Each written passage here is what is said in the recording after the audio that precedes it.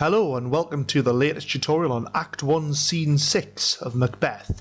This is a really short scene and I would argue that it's probably not one of the most important scenes of the play, but there's still interesting things we can discuss for it.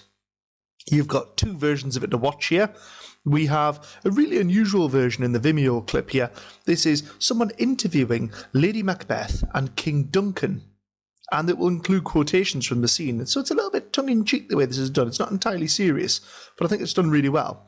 Or if you want a full reading, there is an absolutely ridiculously over-the-top Skyrim version there as well. So have a watch of those, and then, as usual, when you're finished with your watching, summarise the scene in 20 words or fewer. Okay, press pause, do your watching, and do your summaries of the scene, and I will speak to you soon. Hello and welcome back. There are two things that I think are important in this scene that we want to address.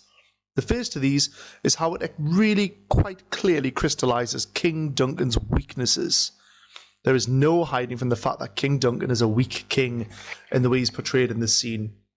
The second thing it develops in this scene is the theme of appearance and reality. In the previous scene, Lady Macbeth had said to Macbeth, "Look like the innocent flower, but be the serpent under it." That's my best Lady Macbeth impression. And she follows through on her words here. She looks like an innocent flower with King Duncan, but underneath that, she's the serpent plotting his murder. Let's start by focusing on King Duncan. There is no end of useful resources you can find online on King Duncan. If you were to just Google image search King Duncan, you'll get this terrific graphic here that I've just stolen from Google Images, which has attributes to describe King Duncan and quotations. What I don't think it quite grasps is the nature of the language that really demonstrates King Duncan's weaknesses. So that's what I'm going to look at with you here. We're going to look at this through three quotations. First quotations. The scene opens with Duncan saying, "This castle hath a pleasant seat. The air nimbly and sweetly recommends itself unto our gentle senses." Right, I want to focus on some words here. I want to focus on a couple of adjectives. Pleasant and gentle. Pleasant in line 1, gentle in line 3. And a couple of adverbs. The air nimbly and sweetly. Okay, pleasant, nimbly, sweetly, gentle. They really present King Duncan in a positive way. But King Duncan isn't a friendly neighbour looking after your house while you go on holiday.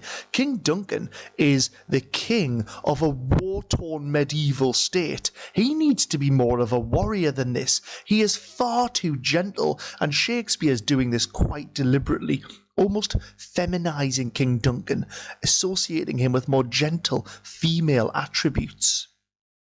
This doesn't end there. Let's go into the second quotation. When he sees Lady Macbeth, he says, See, our honoured hostess, the love that follows us sometime is our trouble, love, which still we thank as love. Herein I teach you how you shall bid God Ildus for your pains and thank us for your trouble. And then later, give me your hand, conduct me to mine host. We love him highly, and shall continue our graces towards him by your leave, hostess. Two things to focus on here.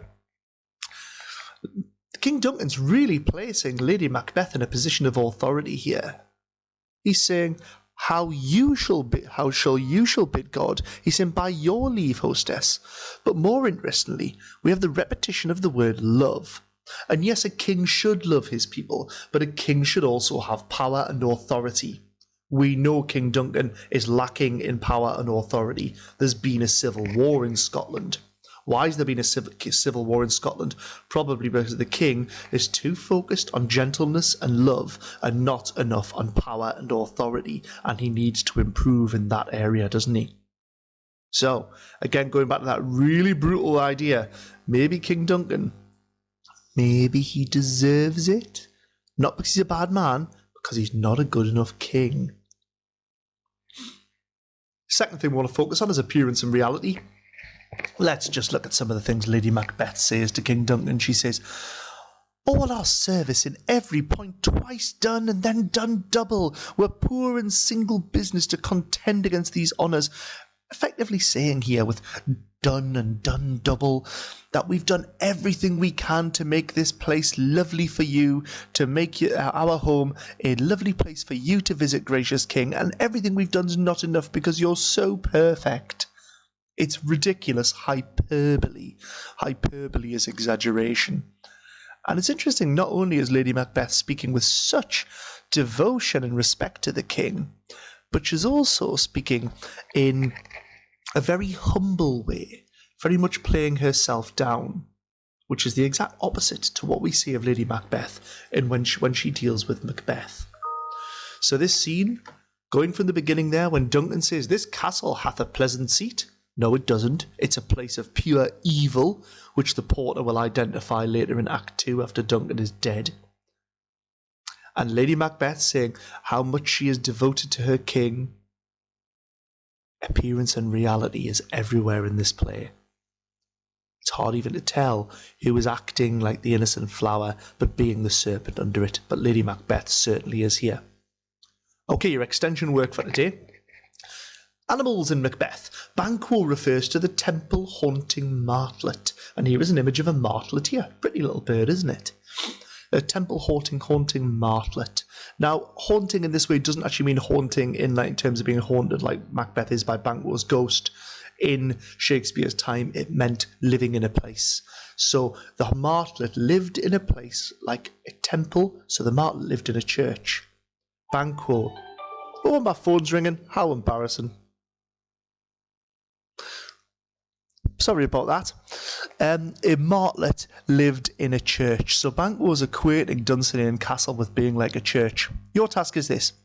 Which animals have been mentioned so far in the play? List them and then categorise them. To categorise them, you might want to think of good and evil, prey and predator, pleasant and unpleasant, those sorts of things.